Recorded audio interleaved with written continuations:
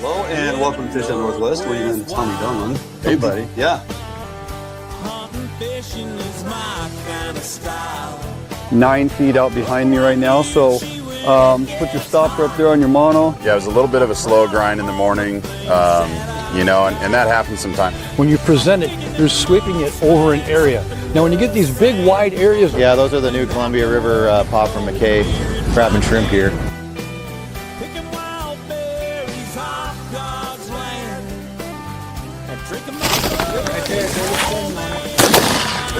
There we go. Yes, indeed. Nicely done, buddy. That's a beautiful fish, Dwayne. Nicely done. Thanks for rolling me into him, Mike. Yes, sir.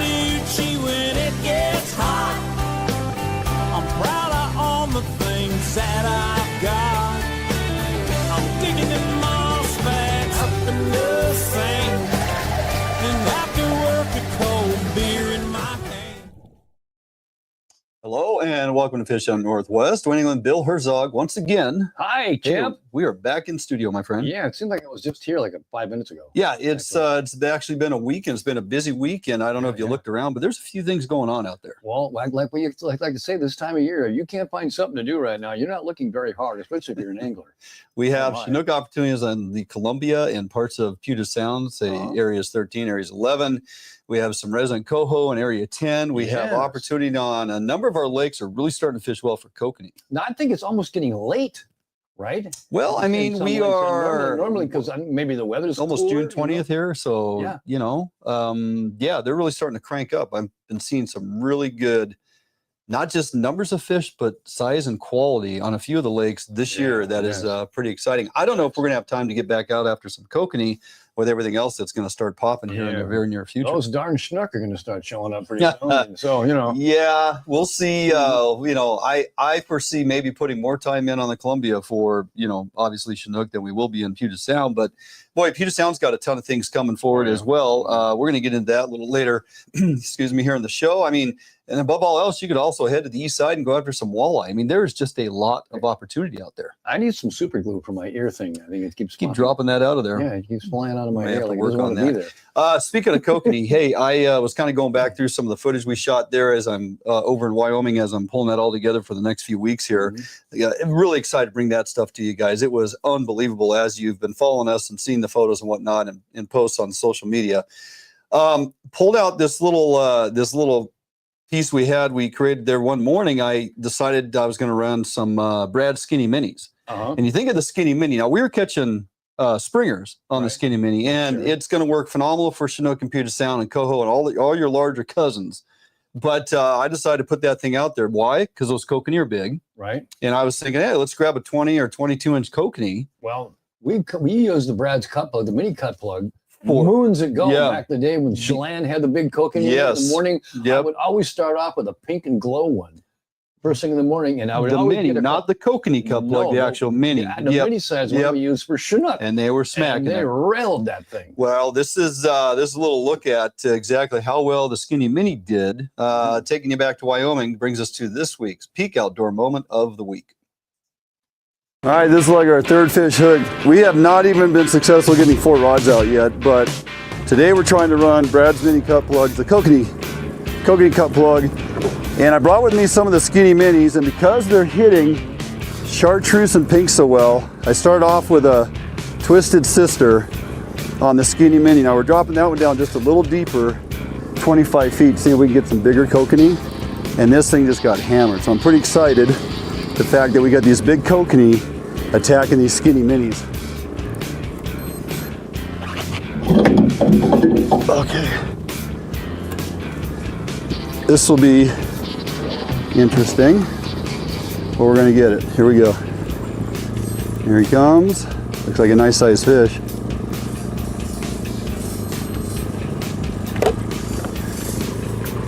Oh, there we go. Big kokanee on a Skinny Mini. This is, I'm so excited. This is fantastic. Look at that thing. The Twisted Sister. Skinny Mini. That plug is not too big for kokanee. Now that one, he only looks to be about 18, 19 inches, but the girth and the size of these fish and how aggressive they are, I figured the skinny mini would work out here. And, oh, let me get him. He might be 18 inches. Heck, he's only, I thought we'd see a bigger fish on a skinny mini. He's about 17, but he's so fat. And if you don't think I'm keeping the first one on a skinny mini, well, then you're sadly mistaken. Yeah, we want the 20, 22, 24 inches out here, but look at that. That is fantastic. All right, well, there you go. The first successful kokanee on a skinny mini. Wasn't the largest fish by any means. Don't you get really spoiled fishing down there? You do. All of a sudden you get a 17, 18-inch fish. You're like, you know. Man, all right, come on. You get one of those here and you're calling everybody. Yeah. You're telling everybody. Oh, yeah. Yeah. No, that was a great time. And the skinny mini, it produces, and the mini cut plug, those produce, bringing you that content here in a couple weeks down the road. All right, running down the show. Okay. Connor Martinez, owner at John's Sporting Goods, Area 10 Resident Coho. Everything you need to know for success. And then part 2 with Connor, looking ahead. Puget Sound, Chinook, Coho, and Pinks. Boy, we got a ton to be thinking about. McKay Shrimp and Crab Gear. If you haven't heard of them, you will. We took a tour, and we'll talk about the gear, the bait, and some pod pullers. And then, of course, continuing with McKay Shrimp and Crab Gear, we'll discuss how the very best crab pots are built and why and how they are built to last. No, I can't wait to see this. Yeah, this is good stuff. I've never seen them made. I can imagine how they are, but I'm really curious to see. Bill Herzog obviously is here in studio, Puget Sound area, 11 Chinook, just off the water this morning. He's bringing a full report. That will be an interesting discussion. Then I have a little nugget for you, Ray Marine. So many great features. We'll show you how to maximize a couple of them with an on-the-water tutorial. Jumping out for a quick break. We come back. Connor Martinez right after this. Allied, the new leader in heavy gauge aluminum boats. Allied boats have standard reverse chine and lifting rakes to help you plane faster and run at lower RPMs. Allied boats have several models to choose from, ranging from a 19-foot Mustang all the way up to a 32-foot Liberator. So regardless of what type of heavy gauge aluminum boats you are looking for, Allied Boats will have it for you. Contact Allied Boats today to learn more about these incredible fishing machines. I make my living catching fish, not only as a tournament angler, but as a guide as well. Catching fish is important, and Gamakatsu hooks for me, you know, they kind of help take the luck out of fishing a little bit just because they're a high quality hook. Obviously have a really good reputation for being very strong and very sharp. Gamakatsu, I use their products every day in the boat, and, you know, big part of my success.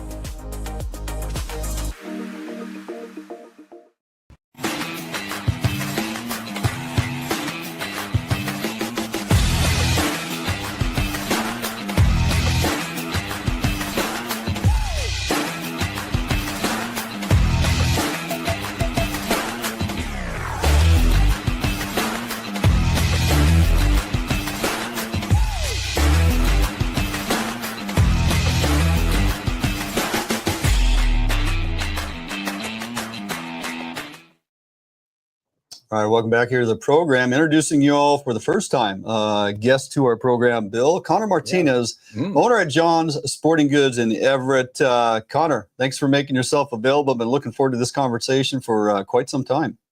Absolutely. Yeah, I sure appreciate you guys inviting me on your show. I've seen a lot of your stuff, so I'm excited. Yeah, absolutely. Appreciate you, doing all that you got going on up there. So you pretty much have your thumb on that area of Central and North Puget Sound. I mean, the fall coho forecast, start off with is looking at about 730,000, which is a pretty healthy number. On top of that, we have a forecast of 755,000 chum. And oh, by the way, nearly 8 million pinks. I think your store is going to be a little busy as we move into the summer and fall fisheries, not to mention the opportunity out there on the water I know you'll be taking advantage of.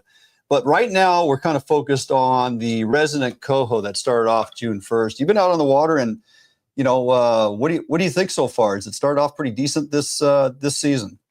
Yeah, it always starts out first week or two is kind of search mode for us. I got a lot of buddies that fish down there, a lot of guides. I've spent a couple of days down there myself, so the first week's usually trying to figure out where this bait is and where these Resi Coho are, but there's some definitive areas that we find them in quite frequently. Off of Jeff Head's a really good spot. There's a yellow navigation buoy at the top north end of Jeff Head, and almost the last 5 years we fished down for Resident Coho. We find them on the south end of that buoy almost religiously. Interesting. I don't know if there's some sort of bait that hang out. There's a lot of bait at Jeff Head, but there's something coming off that buoy that those Resident Coho are liking. Yeah. I've sent a lot of people down there this year, and it's been a really good fishery. Well, Connor, you took my question right away from me, by the way. Yeah. I was going to ask you where to go, where they congregate. Are there certain places a guy should start? They all know they'll congregate in certain areas of the tide, day, moon phase. God knows. Is there a place if I've never been there, where would I want to start? Yeah, well, those are feeder fish, man. Those are planted in the Puget Sound strictly for us anglers to catch. They're just resident fish. They're hanging out, but your typical spots where we're finding bait, Jeff Head, for instance, has a lot of bait that accumulates there. The oil docks in Richmond Beach is a great area to find those fish. We're pretty much starting in 200 feet of water, working your way out to 600 feet. Down at Shill Shoal, right out in front of the marina there, guys do really well, and they troll up towards that weather buoy. That's a phenomenal spot. But anywhere where the congregation of bait's going to kind of pile up, you're going to definitely find some fish. Okay. Even we talked about where now. I want to know how does the tide affect everything? I mean, how tide affects salmon fishing, right?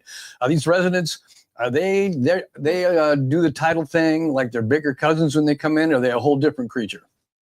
I don't think they affect them very much. I mean, salmon fishing, like you said, is always better when you have the water slowing down. So if I'm sending anybody out to go fish, I would definitely, hour before slack tide, hour after is always a really good period of time. They're not battling the current. They have plenty of opportunity to feed. But it seems like these Resident Coho, it doesn't affect very much. I mean, I know guys that are running trips after work, at just any time of the day, and they're getting fish. I think you're going to catch more fish around these tide changes an hour before, an hour after. But it's not super particular, not like these migratory fish, those fall coho, where it definitely will affect them for sure. Yeah. So they're much smaller fish. Obviously, I mean, they're resident. They've residualized themselves there in Puget Sound. They're feeding on a lot of that small krill and small, herring, early spring hatch of those herring when they're real small.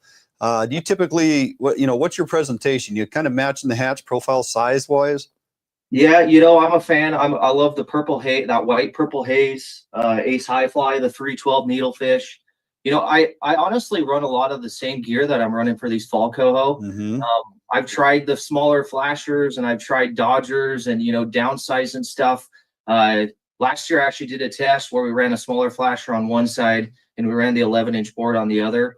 Same presentation, we had an ace high fly behind it, but that 11-inch board did a little bit better. It was a little more productive, and I couldn't tell you why, if there's more flash or what the deal was. Sure. I just stick to I talk about this flasher all the time, and this Morning Mist Pro Troll flasher, I put the red stripe, that's right. On Martinis special. He's done that for 100 years. Yes, so he has.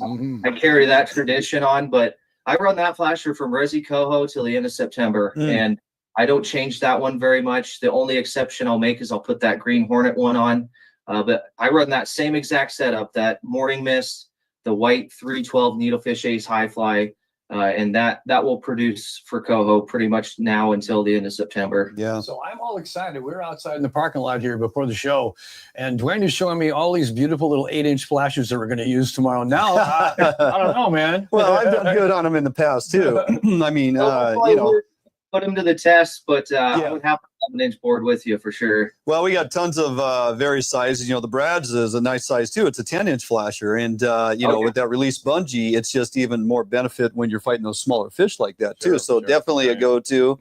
But we're using our 9-foot kokanee rods tomorrow for going after these critters because. But we're lined up. If we do by chance encounter a Chinook, we should be okay. So, all right, Connor, don't go anywhere. Excuse me. Going to jump out for a quick break. We got a lot more to talk about with you as we move in through summer and into fall. So don't go anywhere. Back more with Connor Martinez right after the break.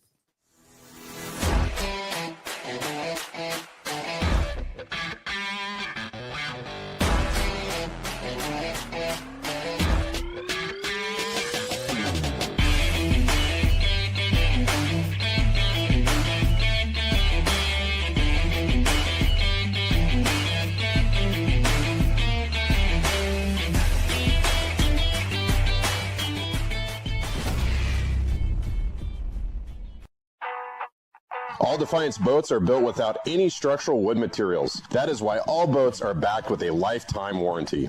All Defiance boats come standard with large fish boxes that are fully insulated so that you can ice your fish properly all day. All Defiance boats are foam flotation filled and unsinkable for the ultimate in safety while fishing offshore. Before you buy any boat, stop by or call Defiance Boats today to ensure you are getting the very best glass boat your money can buy.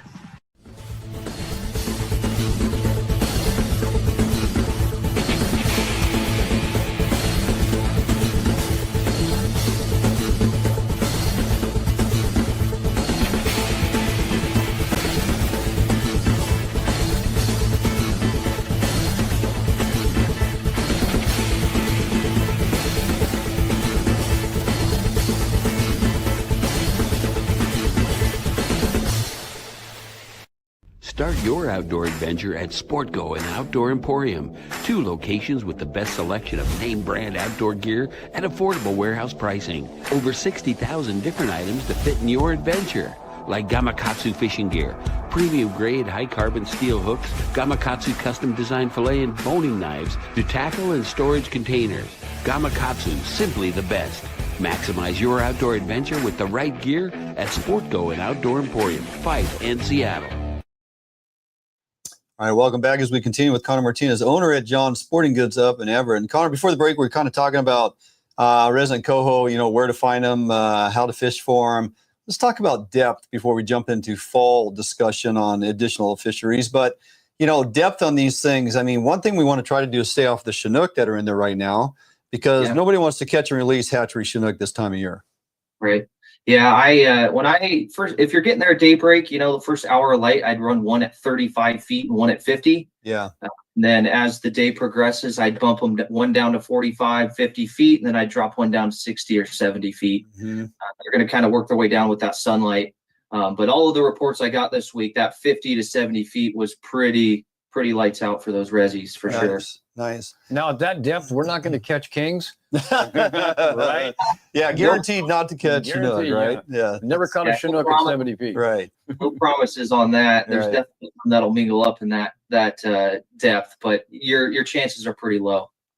So we have ocean Chinook fisheries opening up this Saturday, which is going to have a huge influx of folks hitting the ocean areas, all 4 ocean areas. You know, so hey, we're right there on the cusp of, you know, looking forward to our fall migrating fish, which takes off for us in Puget Sound in the summertime. July 17th-ish. I mean, we're kind of going back and forth here. We're anticipating an opening July 17th, Puget Sound. What do you think about as far as opportunity for summer Chinook, areas 9 and 10? I mean, I don't think we're going to have a whole lot of days that we get opportunity on. No, I mean, yeah, their proposal is the 17th, 18th, and 19th, so 3 days. I think last year we got 2 of those, so we got a total of 6 days. Area 10 might have been a little longer, if I'm not mistaken. I think it was, yeah. Yeah, I think they might have done another 2-day chunk after that, but you're looking at a total of 6 to 8 days right in there. So yeah, people coming out, I'm telling you, take advantage of it if you could take the time off. And if it's anything like it was last year, the Chinook fishing was absolutely incredible. Right. Area 9, you know, Possession Bar, Mid-Channel Bank, Jeff Head, Kingston. I mean, all the spots that you're going to find these critters, there was fish there.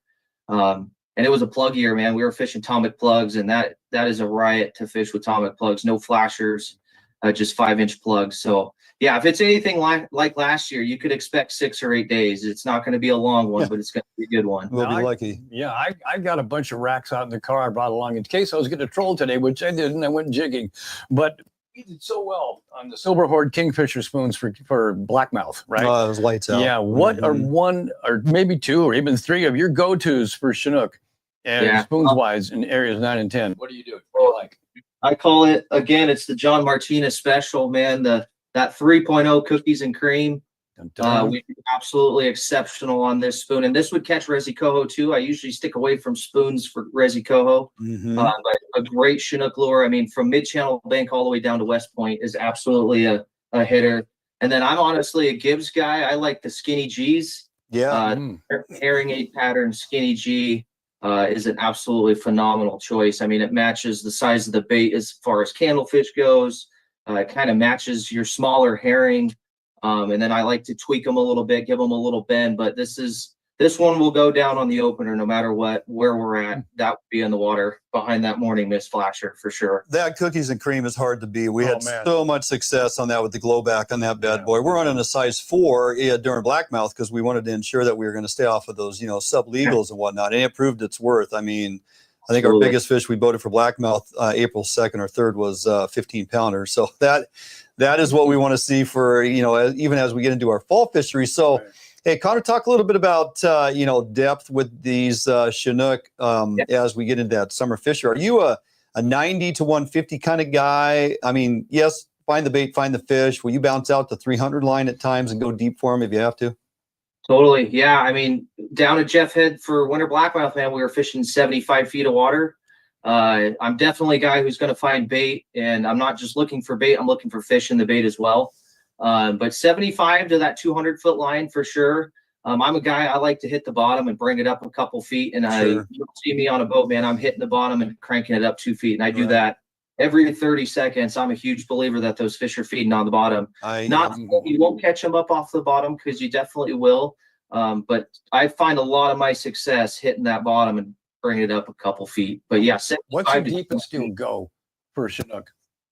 200 feet. Yeah, I usually don't ponder too far outside of 200 feet. If I'm fishing 200 feet, I'm still fishing the bottom, not unless my fish finder tells me otherwise. Well, if there's bait suspended and there's fish in the bait, I'll pull it up for sure. But I'm typically, 200 feet of water. I'm letting 250, 260 feet of cable out to get them. Yeah. That's going down and getting them. You bet. Yep. They are where they are. That's right. Well, read those electronics. So, absolutely.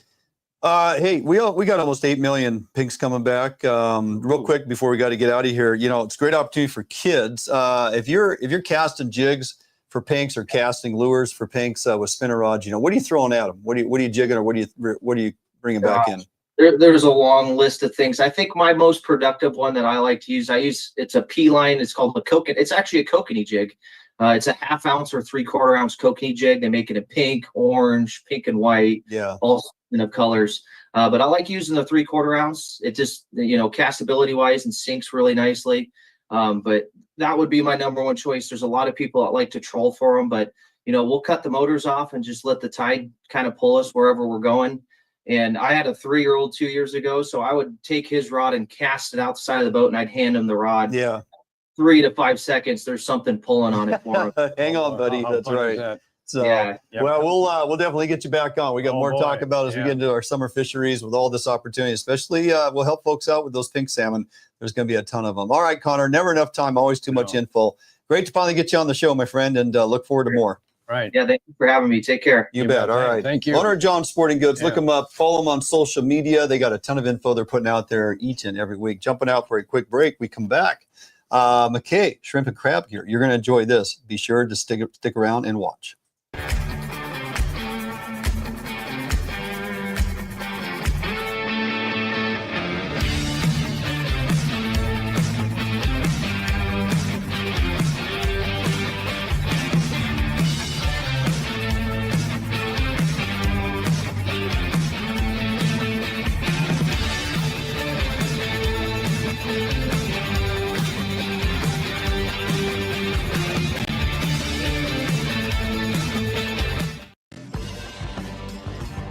Defiance Marine is the one-stop shop for the Pacific Northwest angler.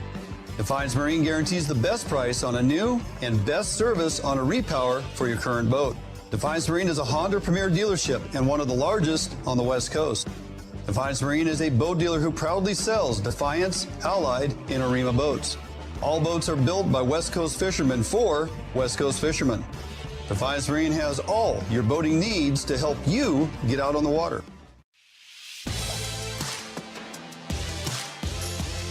The Northwest premier upland bird hunting destination. Located along the beautiful Umatilla River in eastern Oregon.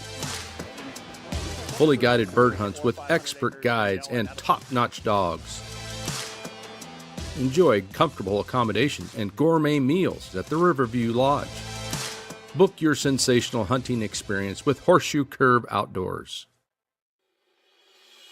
When it comes to safety and security, trust the professionals at Phoenix Protective. Our highly trained officers provide 24/7 security services to meet your needs. We provide security for commercial properties, events, building entry, and more. We can monitor your property remotely with our monitoring equipment. At Phoenix Protective, your safety is our mission. Call us today or visit our website to learn how we can protect what matters to you.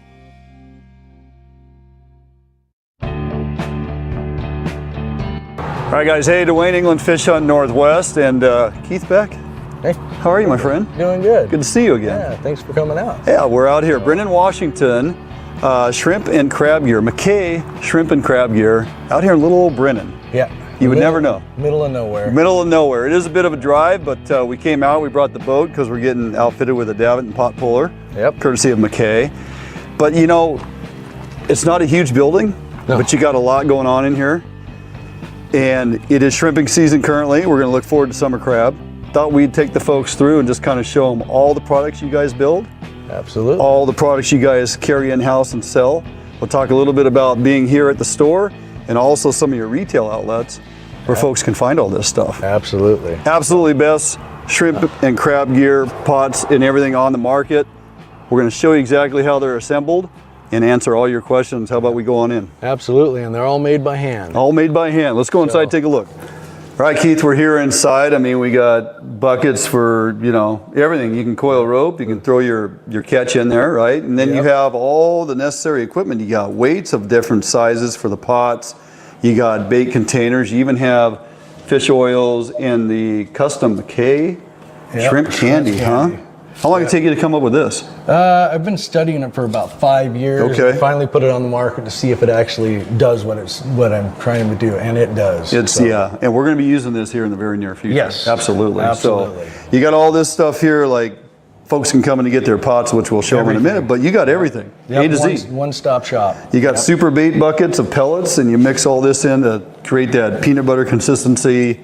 You know, broadcasting scent down. And if you have right there, Kat typed up a quick little paper. Little recipe for people. Got everything you need. All right. All right, the tour continues. Obviously, all our floats. You got yellow for shrimp, or orange for shrimp, red and white for crabbing. Right, for crab. Yep, you got leaded line.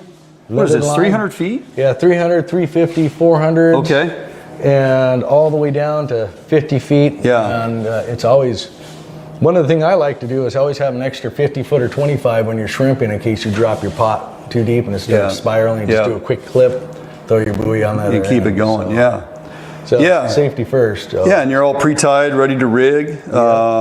Pretty. You make it pretty simple. It's straightforward. Everything has a halibut clip. Yeah. And everything clips right together. And just chain it together if you need to.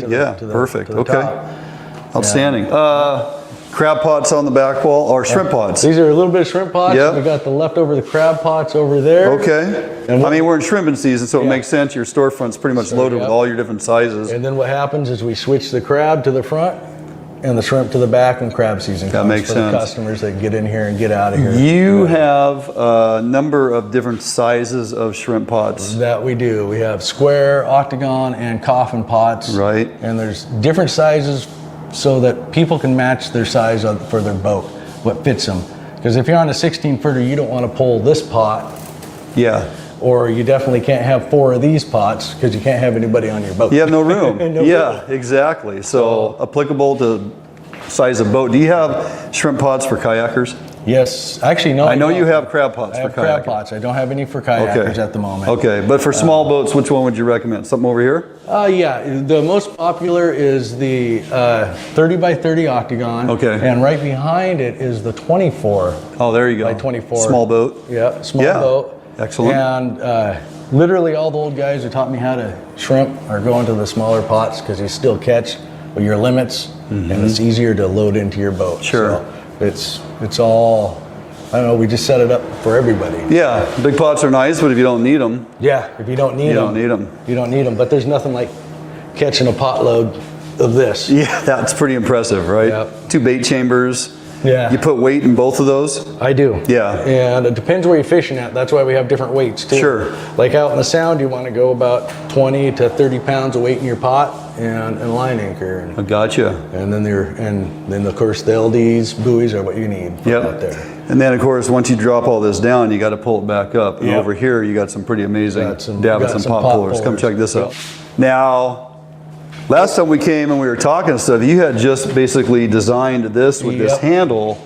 Keeps folks from pulling on the wire that used to hang here, but now you got it all tucked in. And I got it all tucked in for display at the moment. But yeah, it's a 2.1 horse, and it's the safety puller. And what it's designed for is if you have to drop the line or let go or do something else, the line's going to stay here and the pot's going to stay mid pull. It's not going to slip. Not going to slip. Because of this. Because of the rubber. The rubber liner there? Yep, inside the stainless steel. It grips, okay. So it doesn't spin. And why we designed all these as safeties and mighty haulers with the rubber is for one of my best customers is one arm. So Yep. Wow, that's fantastic. Yeah. So no slippage on that. It's going to hold like it's going to bite. Yeah. Yep. It's not going to. Excellent. And you got a couple different options here, right? Yeah. So that's the sporty one. Okay. And it's the 8-inch block with it. It's the same concept. Right. And so we got them rated for 250 pounds, but I've actually pulled my buddy who's 300 pounds on a pallet from across the no kidding. lot. Okay. With that, so. All right. Well, and we don't have one here yet to show, but your davits are now, that receiver unit will also plug into your Brinnon mounts. Yep, we have So we're going to outfit my boat with the Brinnon receiver, and we're going to pop that baby all right in there, and it's all going to couple up together and it's going to be stable easy. as can be. We've been making it easy. We'll have to go look at the other shop. I'll show you how we do our electrical, because we don't have one sitting here because... Yeah, the box? The box. Yeah, okay. We literally sell them as fast as we bring them over. Yeah, got it. Well, these don't just, come up out of the ground. No. Some assembly required. Yeah, you need a harness and weights, and then of course your line and your buoys for these. Well, let's go back in the shop and kind of show people how you take raw material, and we'll talk a little bit about this material, what separates it out from other pots in the industry, and talk a little bit about how these come to be. You bet. Okay. There we go. All right. A Northwest favorite for almost 40 years, Arima boats are manufactured with pride in Bremerton, Washington. All Arima boats are built without any structural wood materials. That is why Arima boats are backed with a lifetime warranty. Arima can offer every boat with Honda outboard packages so that you can take advantage of the reliability and 5-year top-to-prop warranty from your Honda outboard. Call or stop by Arima Boats today and let them help you get into your very next boat.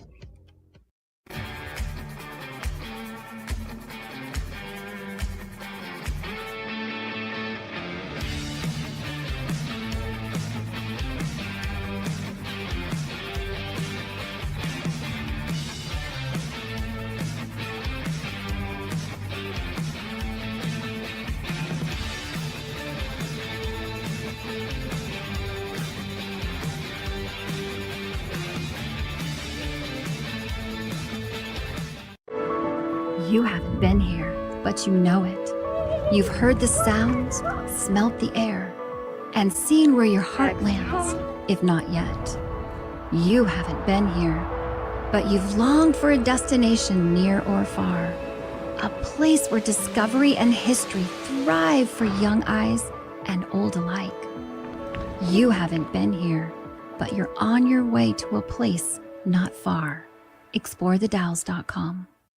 I make my living catching fish, not only as a tournament angler, but as a guide as well. Catching fish is important, and Gamakatsu hooks for me, they kind of help take the luck out of fishing a little bit just because they're a high quality hook. Obviously have a really good reputation for being very strong and very sharp. Gamakatsu, I use their products every day in the boat, and big part of my success.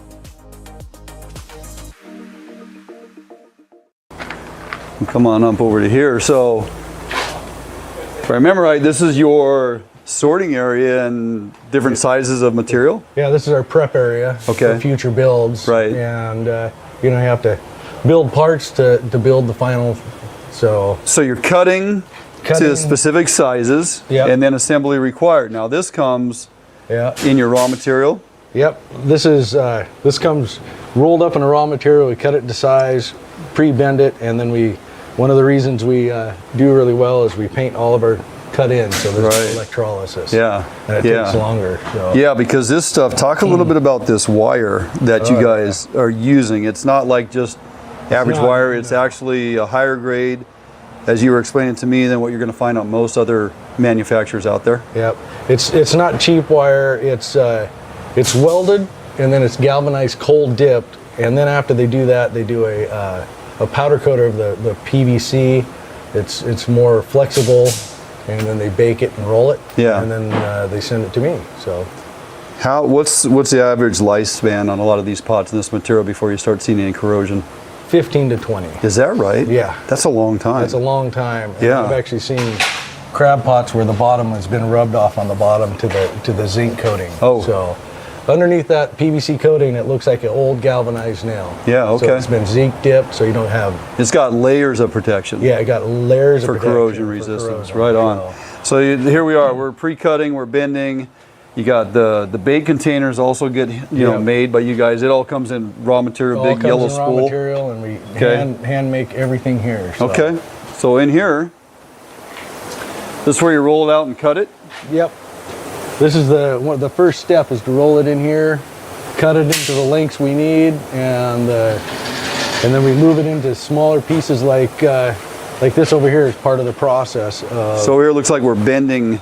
Yeah. We'll have a flat piece and we're just bending it to spec, huh? Yep, bending it to spec. This for a crab pot? Yeah, this is for a crab pot. Okay. And this is the first top of the clamshell, we call it. Now, why on your crab pots? And I can look at some of these builds. You got black wire and you got green wire. It's some people prefer, and we found out that the crab do prefer the black wire more than the green shrimp wire. Oh, for real? Yeah. How about the yellow container? Real specific on all your bait containers are made out of yellow wire. Yeah, I do that because John McKay, who first started this business in his garage, I can show you his garage. Right. He's been doing it this is his 51st year. 51 years of, a lot of history. commercial shrimping. Okay. And he takes notes on everything. Mm-hmm. And we tested bait cylinders. We went from black, red, green, and we went to yellow and white.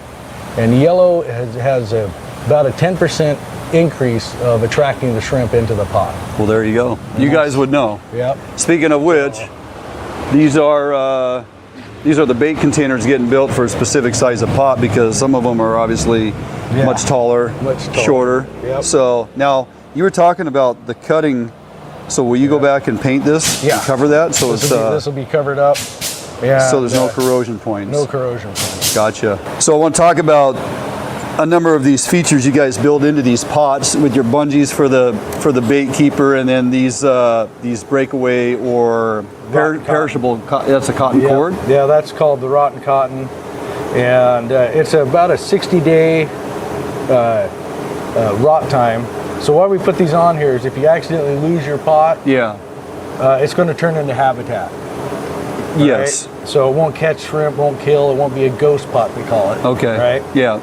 So these will rot away, this will fall away. This will fall away. And then it's open, and anything that gets in can get out. And that'll fall down. Okay. And it'll be just a habitat thing. Yeah. Right? Okay. It'll turn into habitat. Won't be a ghost pot. And the worst thing is it sucks, but everybody does. They lose a pot. Sure. Guaranteed. It happens. It happens. Right. Mistakes happen and stuff happen, and it either float away or you accidentally put it in too deep of water, or something silly happens. Somebody runs over your line. So now, are all these crimps on your bungees, are those all stainless? Yes. So they're going to last. All your crimps steel. Around when you build this is all stainless components around here? Yep. Okay. And this is high tensile or aircraft aluminum. Okay. So it's a composite metal that doesn't rust. Yeah, that's not going anywhere. Electricity. Okay. Yeah. Excellent. And now you got the double door on there that opens up for emptying your pot out, which is much more efficient. Yeah, when you do this, when you have it up on the boat, this makes it so much easier, this goes into your 5-gallon bucket. Oh yeah. And then you can reach in here and pull the shrimp out. Right out the ramp. And this one right here, a lot of families like, because you can get all your kids in here to shovel the shrimp out. Yeah, perfect. So, especially when they're like 6 and younger. Oh yeah. So yeah. All right, so enough on the shrimp gear. You got a ton of it here. I see we got some crab pots being assembled, and you were explaining to me your new escape ring that you're just now putting in or installing into your crab pots. Yeah, we got them. We got an injection mold for the escape ring, and they're U.S. made, and they're 4 3/8. I know Washington State is 4 1/4, but this makes it legal for Oregon, Washington, California, and Alaska. Perfect. So, okay. And nobody cares about an eighth. And you typically put two of them per pot, you right? have to have 2 per pot. Okay. You have to have 2 escape rings per pot. Right. And they fit in the corner perfectly for this. Nice. And anyways, it's the new ring we're going to be putting out there. And we used to have stainless steel, but that's most still have stainless steel, but now you've gone to this. So. I've gone to this. Yeah. Yep. So it's and they're easier and readier for me to get. Yeah, sure. Yeah. I've ran out of escape rings before. Perfect. All right.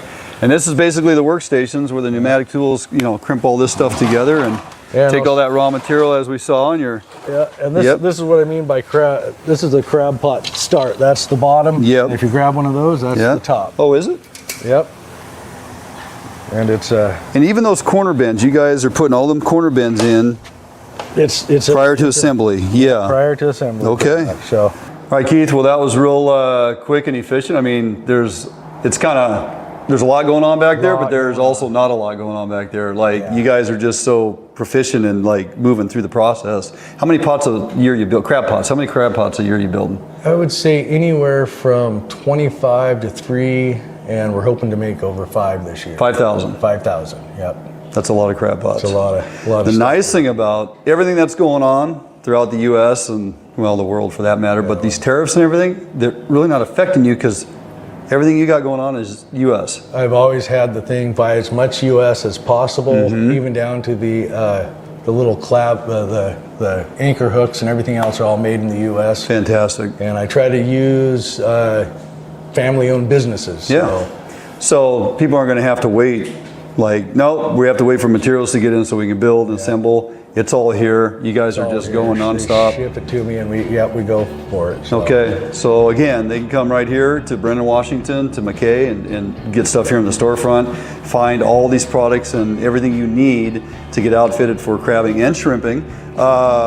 Costco, Sportco, Outdoor Emporium. Yep, are the 3 big ones. And can they go to your website and find a lot of information on your website? You can find information on our website. We're just a small company and we really don't have the ability to ship a lot of pots out. Okay, so you got to come here and pick them up or go to the retail outlet. Yeah, that's why we have them spread out. But excellent. Yep.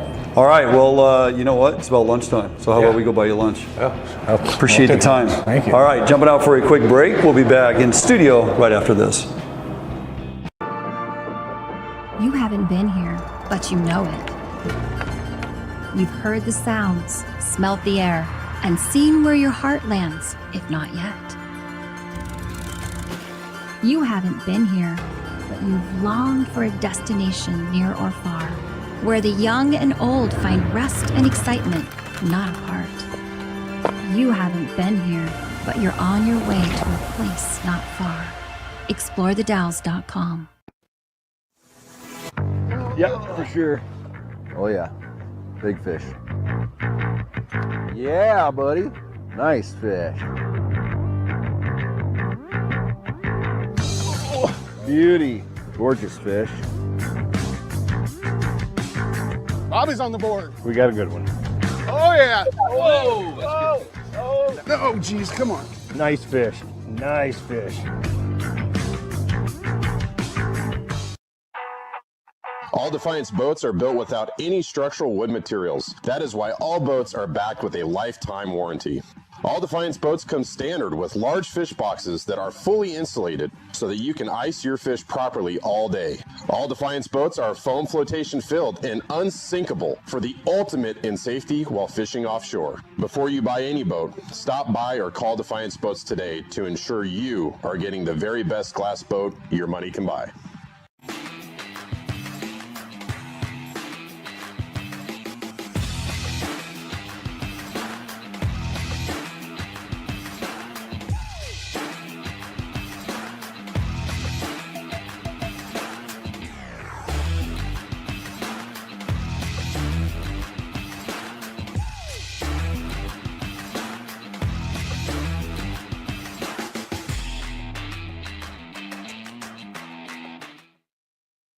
All right, welcome back as we move along here. There you go. There's a little bit of construction and very interesting. Well, there's you know, there's a little bit that goes into building a crab pot. And McKay, I'm telling you, Crab and Shrimp Gear, Shrimp Crab Gear, some of the best built. They're not the collapsibles. They're not going to come undone in the water. And the best thing about them is these are not pots that crabs and shrimp get into and have the opportunity to leave. Once they're in, they're staying. Man, it's not like watching a hot dog being made. You want to know how these are made. Absolutely. And it's quality products. And you heard him. The man himself said, you know, they'll fish for 15, 20 years with all the anti-corrosion, 3 different layers of protection on there. Nice. Spend your money at McKay and get something quality. Bill, yes. you were out on the waters this morning, Area 11, going after Chinook jigging, I think you said earlier in the show. And well, my good friend, I was in his boat. I was with my friend Mike this morning, and he's a moocher, and he mooched while I jigged. And we marked bait everywhere. There was candlefish carpeting the bottom out there, and just north of the bridge in 11. Yeah. Very few fish. I saw 2 fish hooked. Gentleman next was got a 12-pounder, and the one that I lost right away. Crackered one off, huh? No, he just dumped the hook. Just decided to. And it was a big, heavy fish. He was just starting to take off. No. Like, you know, and then wah, Gandhi. You're on a bit of a skid as of late. Well, you may have to, you know, I remember when we were doing radio, you actually even went as far as to shave the head. Are we there? Well, I mean, I shaved the beard. That's as far as I go. That's it. Not shaving the head again. No, I'm not doing that. No, it brought you luck last time. I don't know if we need to go there. Hey, real quick, want to remind everybody, Area 11, starting tomorrow, the 20th, for the next 10 days until the season closes there, the current season, we're going to 7 days a week. You're going to basically get 10 days and 2 fish limit, hatchery Chinook. Which is wonderful, but I didn't hardly see anybody fishing today. There's very few boats. And you know when fishing is good in an urban area, there's going to be some boats out there. And it looked like February. It's been a bit of a struggle. Yeah. It's been a bit of a struggle. So participation is down and the numbers of retention are up. Out for a quick break. We'll be right back.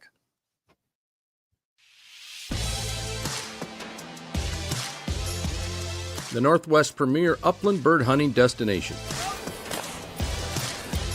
Located along the beautiful Umatilla River in eastern Oregon. Fully guided bird hunts with expert guides and top-notch dogs. Enjoy comfortable accommodations and gourmet meals at the Riverview Lodge. Book your sensational hunting experience with Horseshoe Curve Outdoors. Start your outdoor adventure at Sportco and Outdoor Emporium. 2 locations with the best selection of name brand outdoor gear at affordable warehouse pricing. Over 60,000 different items to fit in your adventure. Like Gamakatsu fishing gear, premium grade high carbon steel hooks, Gamakatsu custom designed fillet and boning knives to tackle and storage containers. Gamakatsu, simply the best. Maximize your outdoor adventure with the right gear at Sportco and Outdoor Emporium, Fife and Seattle.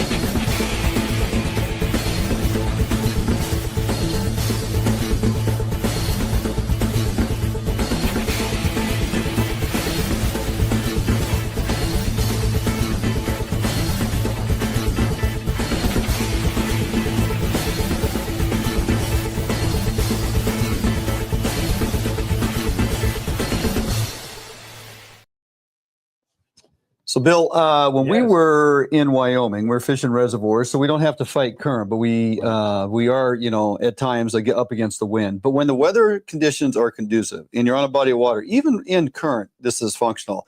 So I'm running Rain Marine Electronics on the Mustang, the Allied. And one of the nice features on that, and I've shown you guys this before, is the autopilot. Setting the autopilot and just kind of let the boat, you know, in hands-free, running the gear. When you got kids and guys and everybody on board like that. Or there's just 2 of us fishing and we're trying to fish and film and do all the things. So another nice feature that I want to expose folks to and how functional this is, you can mark a waypoint or a go-to route. There's options that you can do through your setting menu, and you can, you know, decide, okay, and as I show here in this video, basically putting a point of trajectory of where we want to end up at and it's completely hands-free. Now the boat's running itself. Of course, you got to pay attention to see if anybody's out there in front of you. That does become an issue at times, as we discovered. But that being said, I want to take you to exactly how this function and feature works. And if you're not running Raymarine, this is what you're missing out on. Okay guys, one thing about my Raymarine Axiom 2 Pro, and I've showed you before, is the autopilot feature when we're on the troll. But you can also set a heading or a point of reference that you want the boat to actually track to. So I don't have to keep going back and forth. When it's on autopilot, I can steer navigational wise simply by going, there's engaged pilot. Now I can go 10 degrees starboard or port, or 1 degree variance either side, and I can navigate the boat that way. The other thing I can do, today we're fishing a big reservoir, it's not real windy, so the boat control is optimal. I can look at what direction I want to go, and I want to try to maintain a depth contour of say 80 to 90 feet. I can look at my navigation map, I can hold a point. There we go, I got gloves on. Go to or place waypoint or build a route, all the options. Well, I don't want to place a waypoint, I want to go to. I'm not really building a route, but I'm going to a point of reference, okay? So here it's got stop nav, detailed, it's like, here it's engaged, but now steer to nav. I need to hit that button, engage pilot. And now you see I have a course of trajectory. And what's gonna happen is you got the blue and black line heading difference. So the black line indicates the direction that my bow is pointing.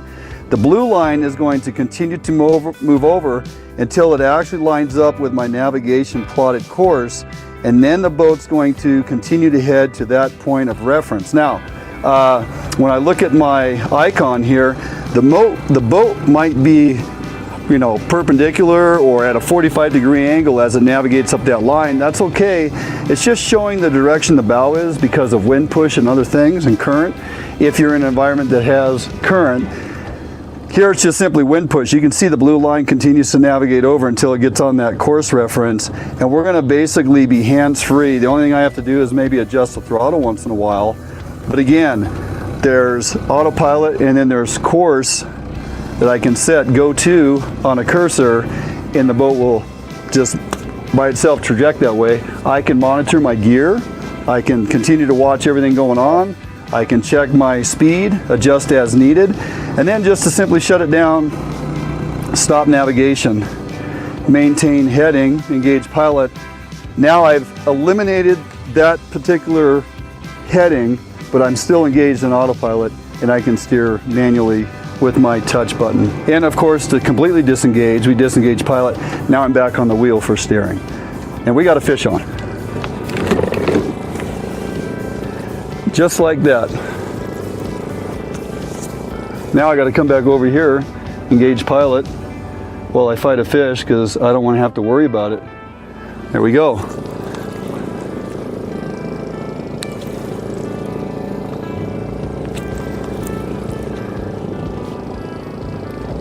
Instructional bits of information, always interrupted by fish. Gotta like it. So this is our surface rod. Again, with the 1 ounce of lead on out the back. Come on, buddy. Looks like a rainbow, like gave up. Come on, there we go. Now he's kicking into gear a little bit. Uh-huh.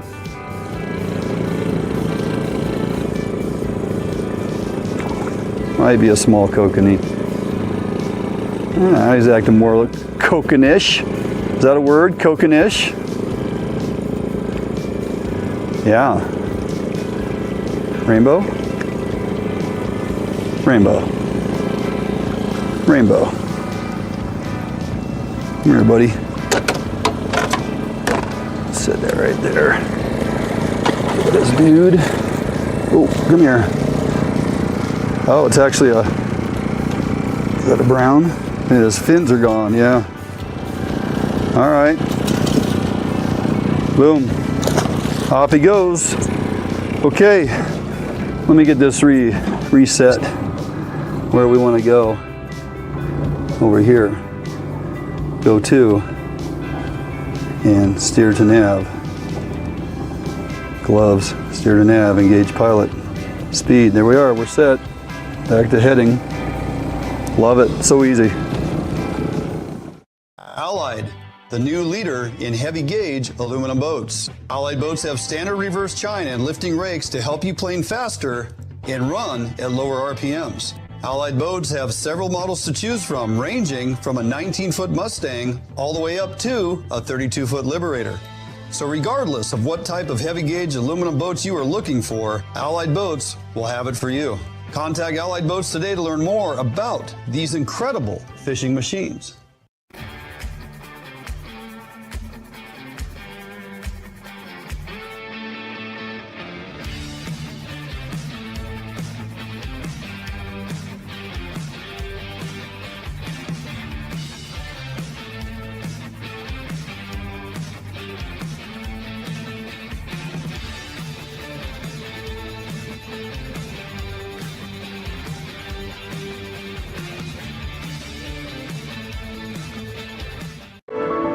You haven't been here, but you know it. You've heard the sounds, smelt the air, and seen where your heart lands, if not yet. You haven't been here, but you've longed for a destination near or far, a place where discovery and history thrive for young eyes and old alike. You haven't been here, but you're on your way to a place not far. ExploreTheDalles.com.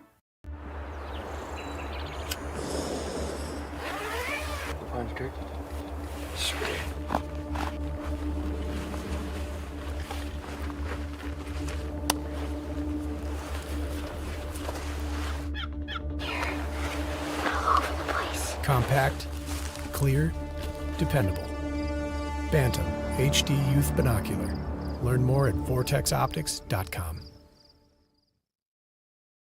All right, welcome back as we close it down. So there you go, a little hands-free, and it wasn't scripted. Hey, man, we got a fish on. It was on cue. On cue.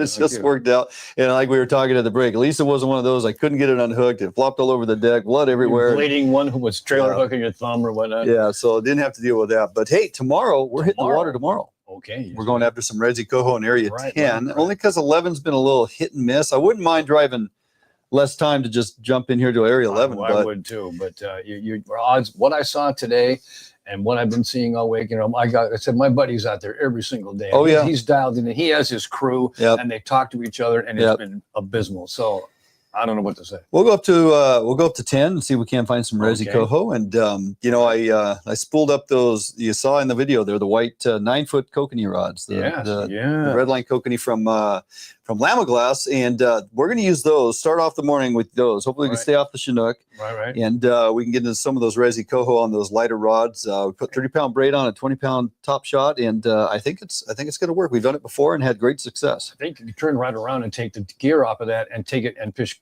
sockeye with them. Perfect. I used them last year for sockeye, and they're my favorite sockeye rods on the planet. We're going to be using them for at least 4 days up at Baker. We may bounce over to Brewster if time allows, but that's going to be a busy week because we have the Baker Lake sockeye opener on July 12th, Saturday. 6 a day. 6 per person. Beautiful sockeye. And we are going to be there for 4 days fishing, and then we're going to bounce home. We got a show to do that week, and then Friday, the 17th, tentatively, and I think that's going to come through for us is the 17th, 18th. We're going to be fishing Chinook. Am I allowed to dance right now? Well, it's going to be a busy week. Okay. Hopefully, we're able to put a few more in the box than you have as of lately. Scott B says, those Lammy white rods look sweet. Love Lamaglass. Yeah, that's the new Redline series it's the kokanee Redline series from Lamaglass. They're a 9-foot rod, Scott, and they are fantastic. And they will hold up to about a 5-ounce lead if you're going to use them for sockeye, and that's what our plan is. I fished a 5-ounce lead on Lake Wenatchee last year at 60 and 70 feet deep. Yep. And they held up plenty of backbone. They were perfect. Yeah, they're phenomenal. Yeah. So, hey, I want to thank everybody for tuning in on today's program. Thank our guest, Connor Martinez. And, of course, Bill, thanks for joining me in studio once again. Always my pleasure, sir. Weather's going to be hit and miss, a little rain on the way, but it's going to be a great week nonetheless. Have a great week. Have a great weekend. Get outdoors, get something done. We'll see you next time. See you.